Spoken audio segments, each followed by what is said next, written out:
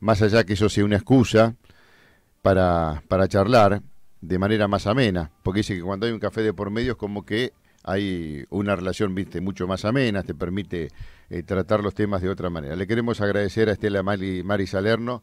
Gracias por venir, Estela. Buenas tardes, Gustavo. Y también a Omar Venero, que nos está acompañando. Omar, gracias por venir. No, por favor, gracias a vos, a tu equipo y a tu audiencia. Bueno, algo fundamental es que son de Lincoln.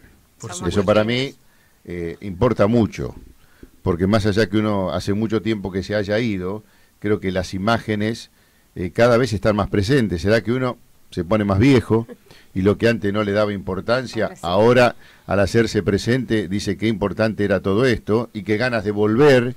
Yo siempre digo, a escuchar el sonido de los árboles, ¿no? A caminar por un camino real y ver cómo los eucaliptos se van moviendo, cosa que para acá le explicás a la gente y no entienden absolutamente nada, ¿no? Camino real se cree que es el camino a un palacio y no es así, y no le podés explicar a la gente. Por eso, bueno, uno convive con los pensamientos y con las ganas. Bueno, Estela Maris y Omar están aquí porque en esto que se está desarrollando durante todo este mes en la universidad, donde se está llevando a cabo una serie de actividades para conmemorar un nuevo aniversario del último golpe de Estado. Cada una de las facultades tiene una actividad a desarrollar, conmemorando esto que estábamos diciendo, cronograma de actividades abiertas a todas las comunidades, cualquiera pueda ir, y me parece que esto es interesante, porque hay algo que uno no se tiene que olvidar, y que lo tiene que refrescar, y me parece que tener en cuenta eso te puede llevar a evitar males mayores, ¿no? Saber lo que pasó, por qué pasó, cómo ocurrió, y que eso no vuelva a ocurrir nunca más. Si bien es cierto que estamos lejos, pero desgraciadamente uno nunca sabe, por dónde van a transitar los caminos de los seres humanos, cada vez más impredecibles, en algún momento con los pensamientos que poco tienen que ver con lo que hacen después. Digo, estamos lejos, pero bueno, bien vale la pena siempre tener esto en la memoria.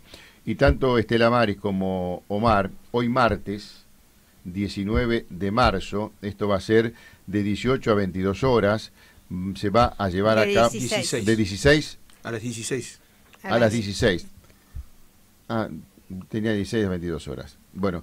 No, a lo mejor lo que tenés son las actividades que se inician a las 16. Claro, entonces, pero lo nuestro es a partir de 16. A partir de las 16 se va a llevar a cabo esto en la Facultad de Trabajo Social de la Universidad de La Plata, 9 y 63.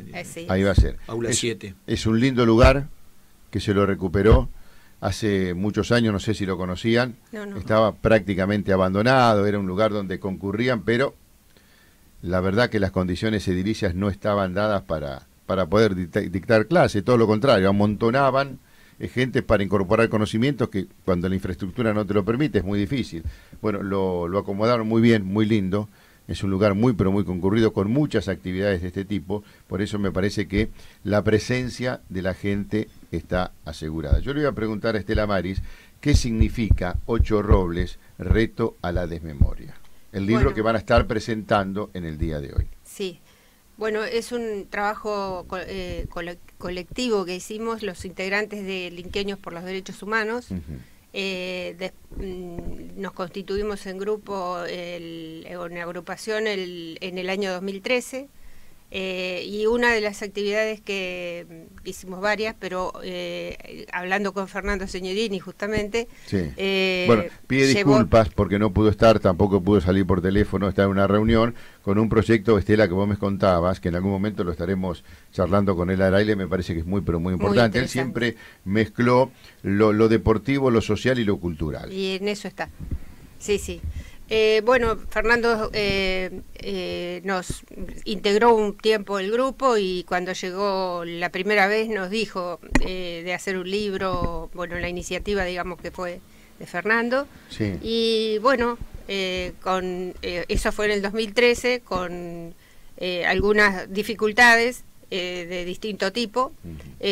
Arribamos al libro en el 2017 y que lo presentamos por primera vez, y está las biografías están escritas por militantes de derechos humanos, que somos nosotros dos y algunos más. 8 robles significa 8 desaparecidos de Lincoln en la dictadura militar. Así es, 8 robles. Y el roble es sinónimo de la dureza. No, ¿O por qué el roble? El roble es, durante la década del 80, por ordenanza municipal, se creó el espacio de la memoria en el Parque Municipal General San Martín, y el organismo de derechos humanos que funcionaba en ese momento, que era la APDH, la Asamblea Permanente por los Derechos Humanos, decidió poner 8 robles como símbolo de la fortaleza, de la perdurabilidad.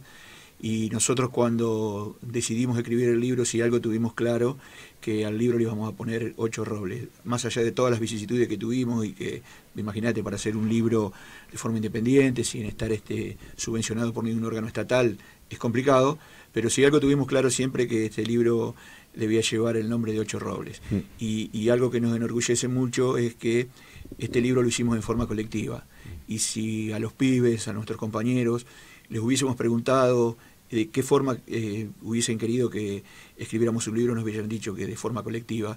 Por eso a todos los integrantes del Linqueño nos enorgullece mucho poder presentar este trabajo, que más allá de que no somos profesionales para escribir, que bueno, ninguno tiene ningún libro publicado, lo hicimos con mucho cariño, con mucho amor y con mucha militancia. Bueno, cuando se hacen las cosas con amor y corazón siempre salen bien, porque además se transmiten de esa manera y se recibe de esa manera, y ahí es donde se produce la conexión. Yo siempre digo que en esa época en Lincoln, con las dificultades que había con los medios de comunicación, los diarios que nos llegaban y todo lo demás, era como que uno estaba al margen, que desconocía lo que realmente pasaba. Digo, en la edad que nosotros teníamos, ¿no? Seguramente hoy por hoy los jóvenes estarían más informados, porque era otra la juventud que había antes, otra la manera de recrear, de vivir la juventud allá en Lincoln. Y yo siempre me acuerdo de Frachia, no sé por qué, que había desaparecido en La Plata. Y era desaparecido en La Plata, era como que se había perdido. Yo siempre tengo esa imagen, y después dice, bueno, cuánta ignorancia que uno tenía en ese momento. A lo mejor no era responsable porque no tenía los conocimientos. Yo siempre cuento, yo después fui a Buenos Aires en el año 78, y viniendo 12 de la noche, hacía un curso de periodismo, había visto un allanamiento en una casa, y yo voy y le toco la espalda para decirle, che, ¿qué es lo que está pasando acá? Y me miró como diciendo con una ametralladora, pero me vio la cara y me dice, este tipo, tarado, no puede venir a preguntar acá. Bueno, eso yo lo cuento para ver el desconocimiento que, por ejemplo, yo como otros en Lincoln teníamos de una situación terrible. Después, cuando yo vine acá en La Plata, me empezaron a contar todas las cosas que pasaban. Yo digo, bueno, la verdad, ¿cómo puede ser que cuando nosotros lo teníamos ahí no lo conocíamos? Cuando por ahí en el Mundial 78 de Francia decía lo que pasaba en Tucumán, decíamos, pero mirá cómo quieren desdibujar la imagen, quieren hacer mal a la Argentina. Ahora, yo la verdad, a veces uno con cuánta ignorancia, toda ¿no? una campaña para que se creyera, para que los argentinos creyéramos eso también, ¿no? Desde el gobierno con el silencio. Los argentinos somos derechos humanos. Claro. Me acuerdo eso.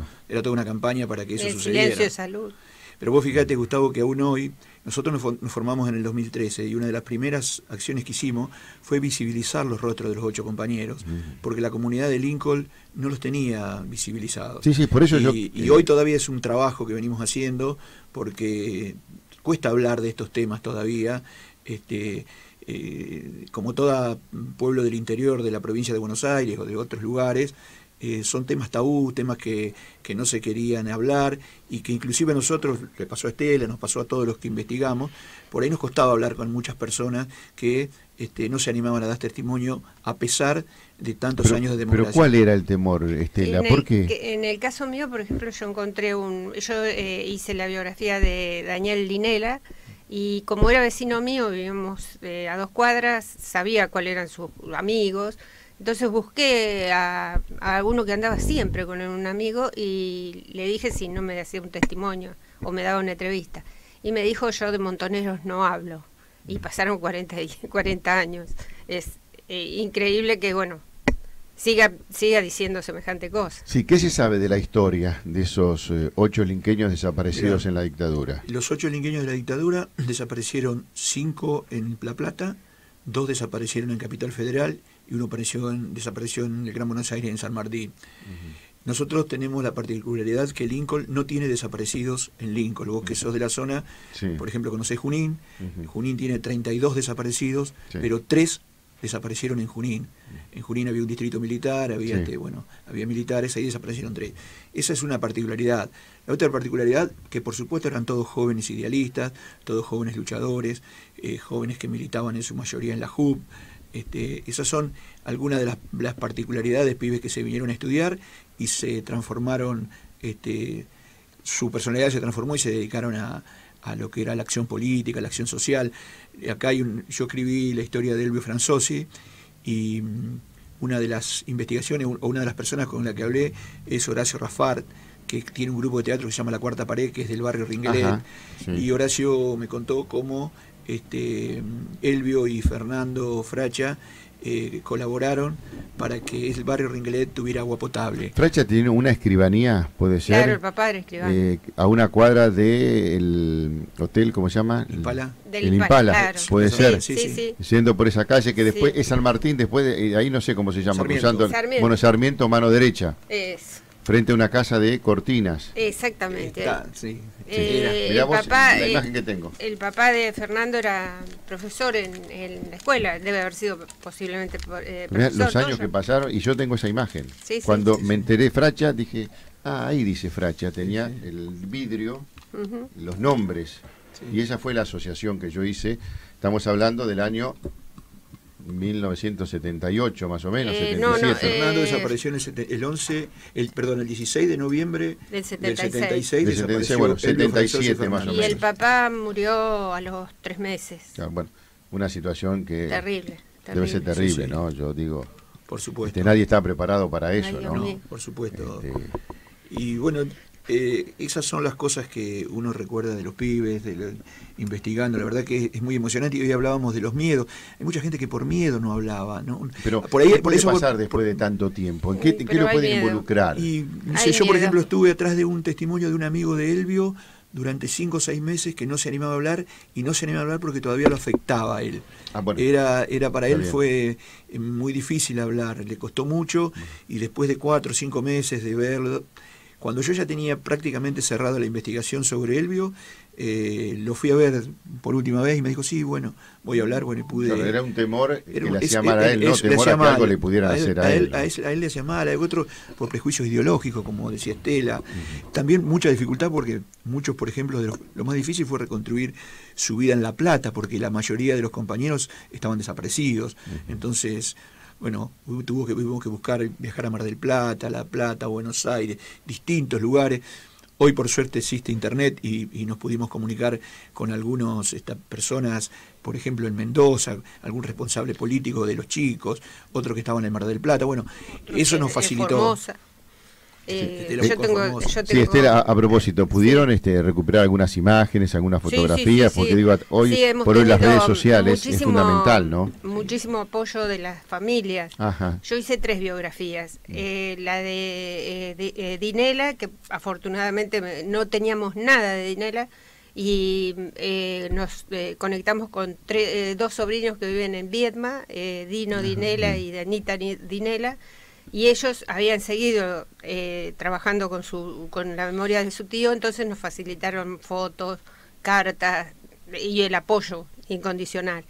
De Roberto Estefano, que es posiblemente recuerdes al papá, Tito Estefano. Tito Estefano, sí, el hijo, de la Liga Robertito. De fútbol allí claro. En Lincoln, sí, ¿cómo que no? El hijo, Robertito, desaparece en Buenos Aires, y la hermana, que se exilió en el 76 y no volvió a Argentina a vivir nunca más, también nos mandó muchísimo material. Vino en un viaje que vino con una bolsa llena de elementos para que podamos trabajar.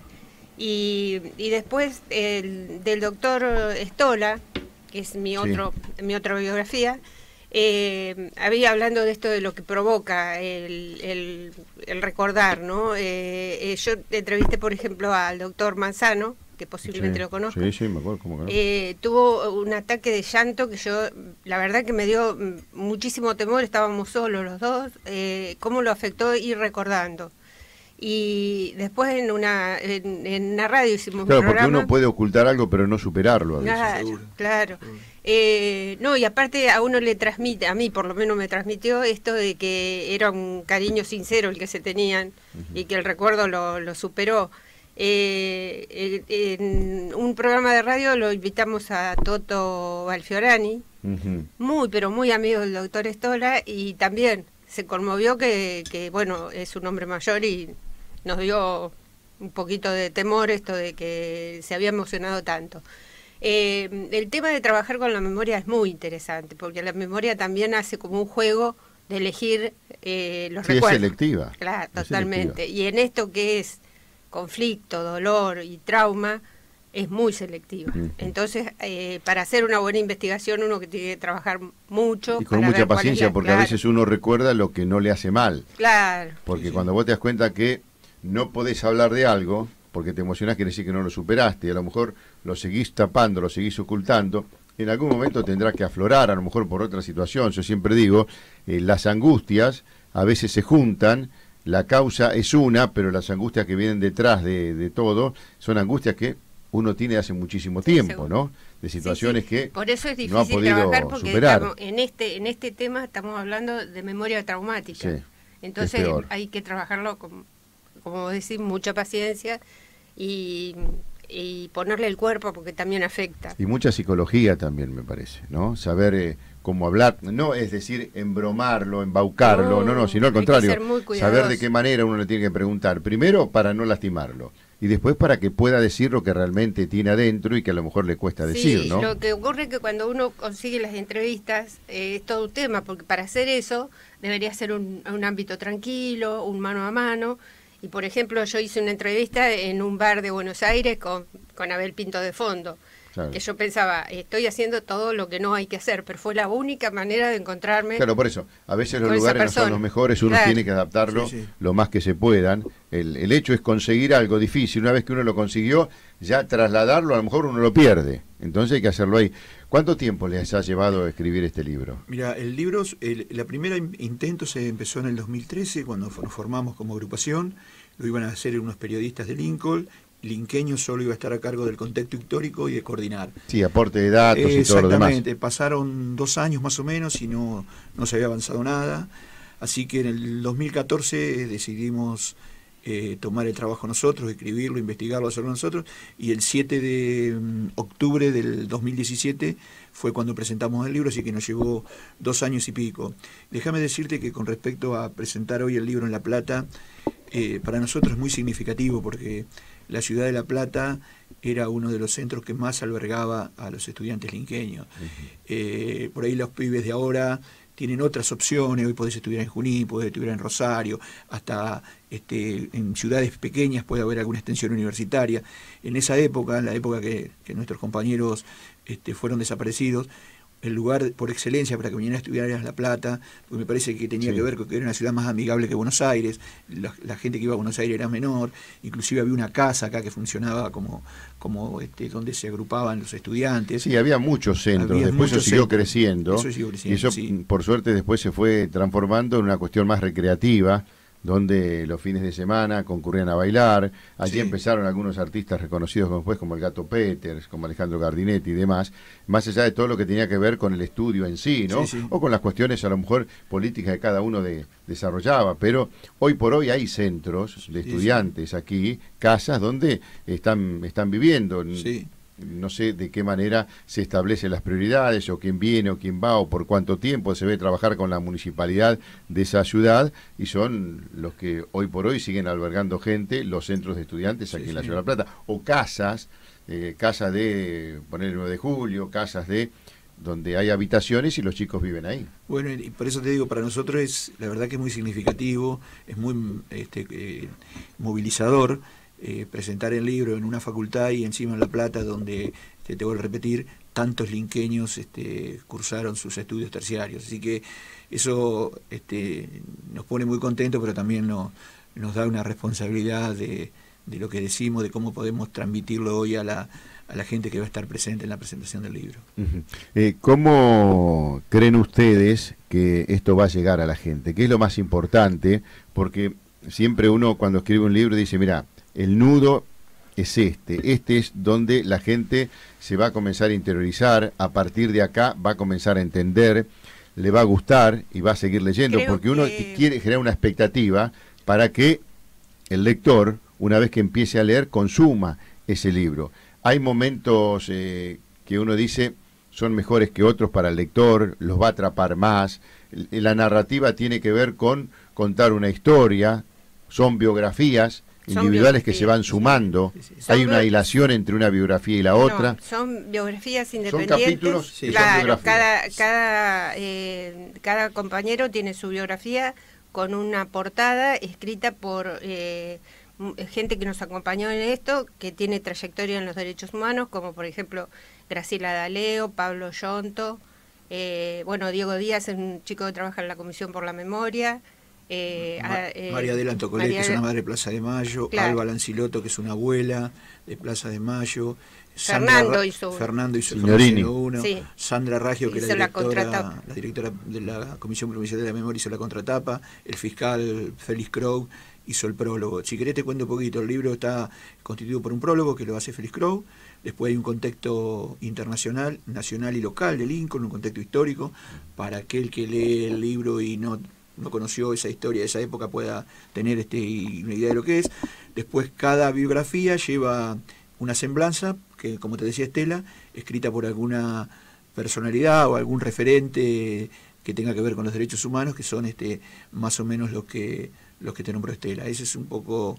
Y hay fotos en el libro, hay croquis. Y como objetivo, por lo menos en el trabajo mío y el de los compañeros, es humanizarlo al desaparecido, claro. Traerlo, darle vida y contar su sensibilidad, su vida, cómo era él, porque creo que se ha trabajado también en fomentar una figura del guerrillero asesino. Sí. Y en realidad...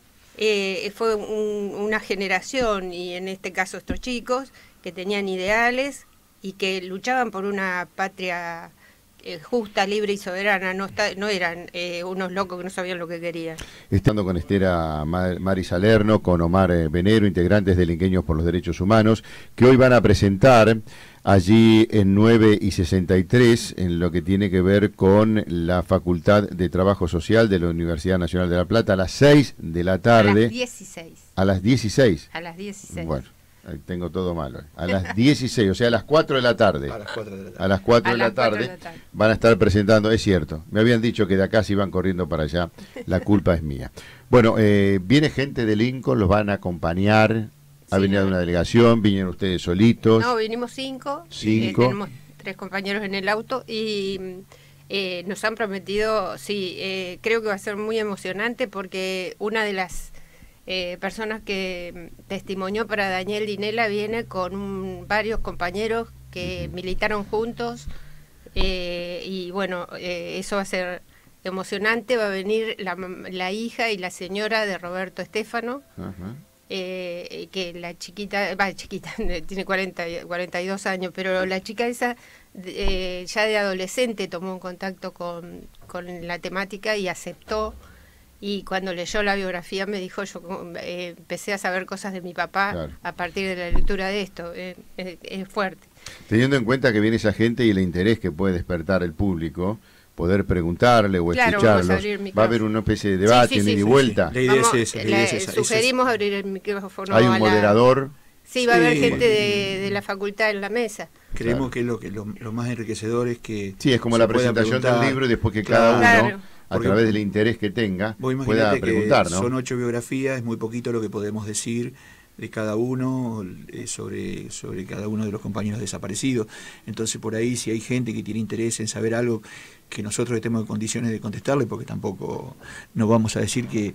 Una de las cosas que dice el libro es que esto es un comienzo, que esperamos que otros sigan pudiendo aportar datos sobre los chicos. Eso, sería medio loco que alguien aparezca y diga, yo me enteré de esto, y yo conocía, y yo era compañero, sería bueno, y yo sé esto, porque se puede dar eso también, ¿no? Claro, en el caso del doctor Stola, yo no pude encontrar documentado a qué organización pertenecía, y lo habían seguido, no sé cuántos intentos de secuestro tuvo, hasta que finalmente lo secuestraron, Y después que termino la biografía me pongo a hablar con Mako Somigliana, que es un antropólogo del equipo argentino de antropología forense, Sí. Que ya lo había visto en otras oportunidades, pero ya estaba hecha la biografía, y me dice, vos sabés que, le comento esto, no pude ubicar a Samuel en ninguna agrupación, y me dice, no, lo que pasa es que hace poco nos enteramos que él estaba en la estructura sanitaria de Montoneros, pero no lo supe para ponerlo en la biografía, por ejemplo.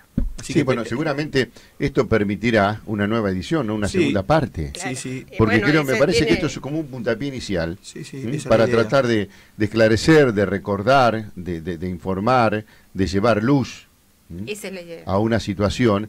Y a lo mejor, bueno, se comienza con esto, porque yo creo que no es necesario a veces tener todo para empezar, porque si no, no empezás terminás, nunca. Claro. Seguro. Siempre tiene que haber un comienzo Seguro, en sí. el camino. Porque el camino lo vas recorriendo por partes. No es que lo ves todo y después decís, bueno, empiezo a recorrerlo. Te vas encontrando con un montón de cosas, dificultades o no, que te permiten Sí, bueno. llegar a un fin. El tema de reeditarlo, nos vamos a encontrar con el primer problema, que es lo financiero, ¿no? Bueno, pero complicado. me parece que todo se puede dar, la gente puede acompañar. Aquel que dice, mira, esto me interesa, ¿en qué puedo colaborar yo?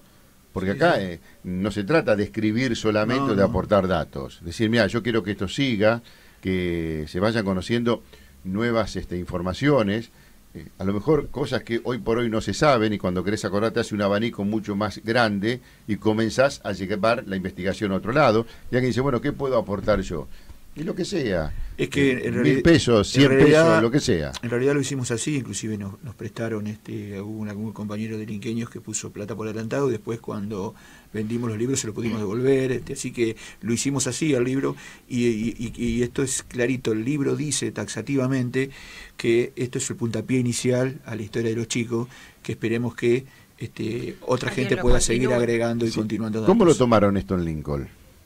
Yo creo que muy bien, creo que hicimos un acto, vos que conocés Lincoln, hicimos un acto con 300 personas más o menos. ¿En dónde lo hicieron? En la escuela, en el salón de la escuela normal, en el salón de usos múltiples de la escuela normal. ¿Abraham Lincoln? En Abraham Lincoln vinieron familiares, estuvieron los periodistas y los que nos ayudaron a escribir las semblanzas, tomaron parte, los compañeros hablaron, tomaron la palabra, no solo los que escribimos, sino que hubo compañeros o familiares de los chicos.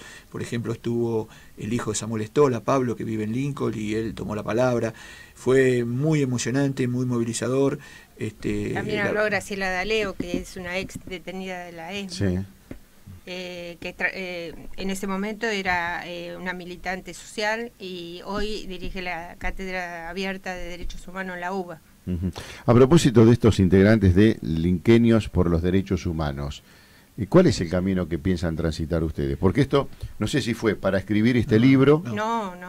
No, nosotros somos... Militamos por los derechos Por los humanos, derechos humanos. y los Sí, violados, ¿A los partir derechos de cuándo? Esto violados comenzó en en la 2013, actualidad. el Nosotros libro. nos formamos en el 2013 con el primer objetivo. En Lincoln había un mural referente a ¿En los la derechos municipalidad? humanos en la municipalidad. Sí, que Fernando me cuando- contó. Que cuando Una se pintura. incendió la municipalidad se despintó y nunca Sí, más me había acuerdo. sido repuesto. Entonces la primera actividad por la que nos constituimos era por recuperar ese mural, que por suerte está, es un ¿Eso hermoso se mural. recuperó cuánto? ¿2015? Creo que Sí. antes de 2015 ya estaba inaugurado, sí. Sí. Fue la gestión del intendente anterior, se hizo un concurso y se hizo un hermoso mural que se ve de todos lados, es muy grande, es impactante. Eso y la visibilización de los rostros fueron las dos primeras medidas que tomamos, pero después nosotros intervenimos en todo lo que tiene que ver a los derechos humanos, a la preservación y la difusión de los derechos humanos actuales. Por los derechos violados por el Estado. Claro, una de las cuestiones de los organismos de derechos humanos es siempre estar en tensión con el Estado, porque creemos porque la función del organismo de derechos humanos es tratar de que no se violen los derechos que viola el Estado. Nosotros no intervenimos con cuestiones particulares. Muchas veces nos dicen, ¿y por qué con los chorros no se meten? No, porque nosotros, la verdadera función de un organismo de derechos Claro, humanos... los chorros también los chorros violan los derechos pero humanos. claro, pero eso no es hasta lo que nos corresponde a nosotros. Nosotros intervenimos cuando el Estado viola derechos. Y en ese aspecto nosotros intervenimos en todo lo que hace a los Estados, y más en este momento actual de la historia política de este país, donde son violados un montón de derechos. Participamos en todas las cosas que tienen que que hacer, preservar el derecho a la vida, el derecho a la salud, el derecho a la educación, el derecho a la vivienda, bueno, derechos de primero y derechos de segundo grado, como pueden ser el derecho a la identidad de género, bueno, todo ese tipo de derechos. Nosotros, desde nuestra modesta posición, somos un organismo de Lincoln, chico, pero bueno, desde nuestra modesta posición intervenimos en todo ese tipo de problemáticas. ¿Cuántos conforman Linqueños por los Derechos Humanos? 17 personas 17 más o menos. Que son las que comenzaron, se fueron sumando, algunas se alejaron. Habremos empezado 20, se habrán ido 5 o 6, después habrán vuelto, se habrán incorporado 3 o 4 más. Pero la verdad que para Lincoln nosotros integramos a su vez una red provincial de derechos humanos, con organismos de Junín, Pergamino, Rojas, San Nicolás, San Pedro, y la verdad que somos uno de los organismos que más gente tenemos. No es fácil vincular gente que se reúna una vez por semana. Nosotros tenemos un programa de radio todas las semanas en qué radio? Local, en FM La Posta. ¿La Posta qué frecuencia y qué día? 88.5. Digo por si la gente lo quiere escuchar, 88, porque esto se escucha por en internet, Lincoln, esto también se escucha por internet, los martes de 20 a 21 horas, hay 3 compañeros, hacen todos los martes un programa, tenemos 2 columnas en la radio esa, 2 columnas orales, los martes y los viernes, y aparte tenemos una columna escrita en el mismo diario, el diario La Posta, un diario cooperativo, todos los jueves. Eso es y bueno, y aparte tenemos todos los viernes, nos reunimos con regularidad, así que bueno, somos un organismo constituido, tenemos personería jurídica. Por ejemplo, si intervenimos ahora en el caso de la orden que mandó Patricia Bullrich de que la policía pueda tirar sin preguntar antes de la voz de alto, avalando la doctrina Chocobar, nosotros presentamos un amparo en el Juzgado Federal de Junín, que nos salió rechazado y nos obligan a pagar más de 100.000 pesos por haber salido rechazado el amparo. Ahora apelamos a la Cámara, hicimos reserva de la Corte Suprema de Justicia Provincial, nacional, pero bueno, todas esas cosas son las que hacemos. Sí, eso también ha generado mucha polémica, ¿no? En la Argentina, esa decisión de darle la posibilidad a la policía de que dispare antes que le disparen, ¿no? Seguro. Y que muchos decían que la víctima no termine siendo victimario después. Seguro. Yo creo que en eso hay que tener mucho cuidado, porque si miramos para un lado, descuidamos el otro, y creo que tenemos que mirar los dos lados. Seguro. De todo eso. Yo no estoy preparado para determinar qué es lo que hay que hacer, pero yo creo que hay que cuidar a aquel que no hace nada y que le pueden hacer mucho, y a veces tratar de entender por qué aquel que puede causar un daño después sufre una protección más que aquel que se lo iban a causar, pero por una situación que se defiende y a lo mejor matan al delincuente, y aquel que iba a ser muerto o iba a ser agredido tiene que pagar las consecuencias y dar cuentas a la justicia cuando la situación era distinta. Es muy finito el límite, pero me parece que no hay que obviarlo, no hay que mirar para otro lado, porque yo siempre digo, si al juez que libera a ese delincuente le matan una persona, un hijo, yo no sé si va a estar pensando, dice, mira, si ese policía hubiese tirado, lo hubiese matado, mi hija estaría viva. Por eso me parece que a veces cuando uno lo abarca y lo tira así por arriba, me parece que hay cosas muy puntuales, que no hay que generalizar todo, pero hay muchas cosas que hay que atender y entender respecto a eso. Hoy por hoy el tema de la seguridad es un desastre. Bueno, lo que pasa es que a mí me parece que el tema de la seguridad es netamente político, y mientras no se resuelva la desigualdad social, vamos a seguir teniendo nivel de violencia. Yo entiendo eso. Eso es una cuestión de fondo que llevaría una política de Estado donde ¿seguro? Hay que trabajar, pero mientras tanto, ¿qué hacemos? Y hay cosas para hacer. La seguridad es una cuestión muy compleja, pero lo que yo te puedo decir que sí no podemos hacer con las fuerzas de seguridad que tenemos, con la escasa preparación que tienen, darle vía libre para que puedan disparar sin ningún tipo de preaviso antes. Hay muchas cosas que se pueden hacer en seguridad. Primero hay que formarse en lo que es la seguridad democrática.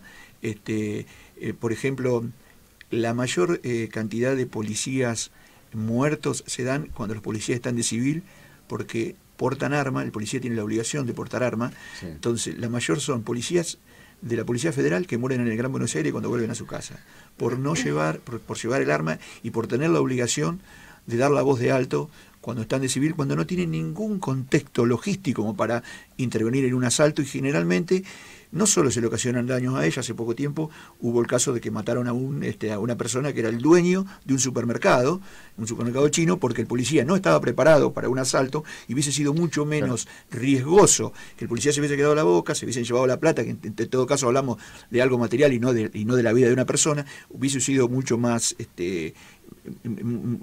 más leve lo que pasó. Alguien te puede decir, sí, pero si llevaron la plata, alguien reaccionó, le pegaron un tiro y lo mataron. No, ese hecho específico era así, los delincuentes seguían con la plata. Yo quiero decir que no maten a una persona, es cuestión de... Por eso. Porque el tipo no apuntó, o porque no es que salgan a robar y a no matar. El que lo mató fue el policía, el tema. Y generalmente, esto es por estadística, cuando la policía más endurece su política represiva, los delincuentes hacen lo mismo y generan más muerte. Nunca se ha dado el caso, estadísticamente, que cuando la policía endurece su accionar, baja el delito sangriento. Generalmente el ladrón que está jugado y sale a robar y sabe que la policía le va a tirar a matar, va a tirar primero. Entonces no es muy sencillo. Con lo punitivo no se resuelve nada. El problema de la seguridad es mucho más de fondo, y no podemos darle rienda suelta a una policía escasamente profesional que salga a tirar por todos lados. Claro, ese es un tema complicado. Si está preparado o no esté preparado, claro, si profesionalmente tiene condiciones o capacidad para hacerlo o no hacerlo, pero entiendo que salud, educación y seguridad tienen que ser políticas de Estado. No es, si el otro lo hizo, yo lo cambio. No, tenemos que entender que es para el beneficio de todos. Sí. Y el gran problema que tenemos en la Argentina es ver qué hace mal el otro para decir, yo estoy acá. Y vos sabés, Gustavo, que pasa que en Argentina, y sobre todo en la provincia de Buenos Aires, que es lo que yo más conozco, la policía es parte del problema de la seguridad y no la solución.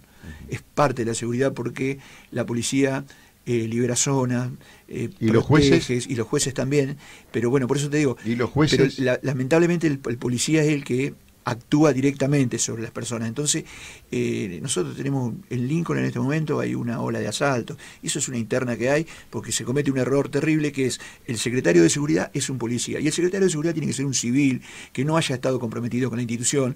Podrá tener asesoramiento de algún policía porque no conozca, pero el que lleva la política tiene que ser un civil. No le podemos dar la seguridad a un policía que ha cometido delitos con la propia policía que tiene que mandar, y empiezan los pagos porque no me pagaste tal delito, y se produce una interna. La connivencia que cada vez es más difícil. Es más difícil, sacar, ¿no? Entonces, la verdad que no es un tema sencillo la seguridad, pero es un tema demasiado complejo, como para que salgamos nada más que a pedir más punitivismo. Sí. Y creo que con los jueces algo hay que hacer, ¿no? El juez se tiene que hacer cargo. El juez tendría que cumplir la ley. ¿Cuál es el tema? El juez firma la liberación de una persona que es reincidente, le dijeron los informes que no lo libera, pero él lo libera, esta persona mata y el juez no se hace cargo.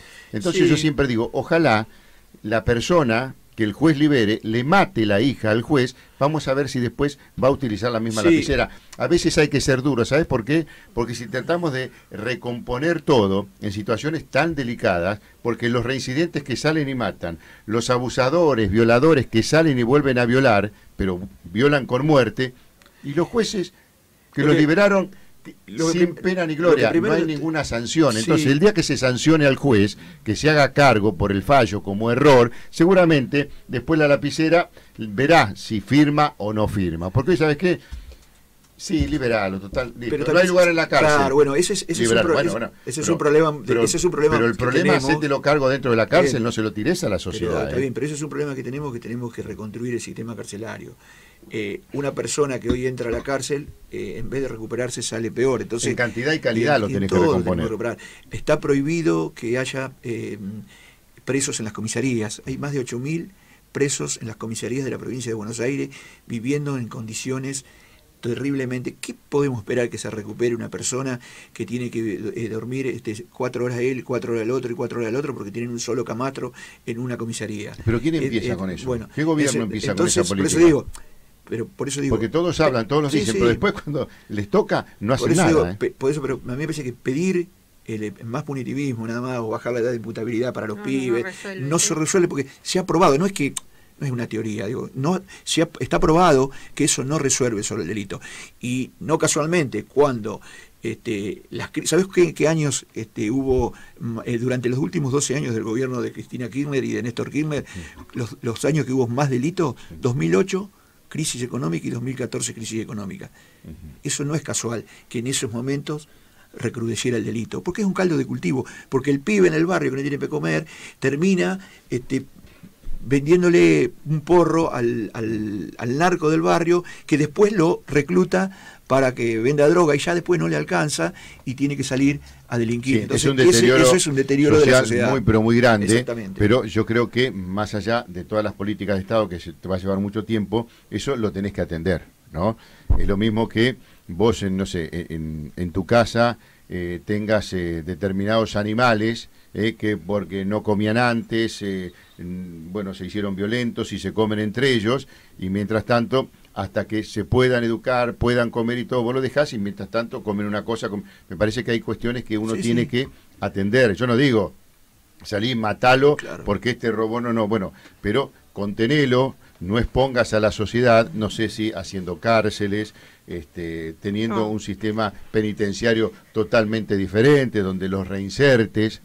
Ha habido casos de gente que sí, que ha estudiado, se ha recibido de abogado y ha salido, y hay otros casos que tenían muy buena conducta, los liberaron y a los 2 días salieron a hacer exactamente lo mismo. Entonces, la cuestión es muy delicada, es de fondo, pero hay que atenderla, no podemos mirar para otro lado. Yo quiero decir algo como docente, a mí me gustaría mucho más que en lugar de inaugurar cárceles se inauguren escuelas.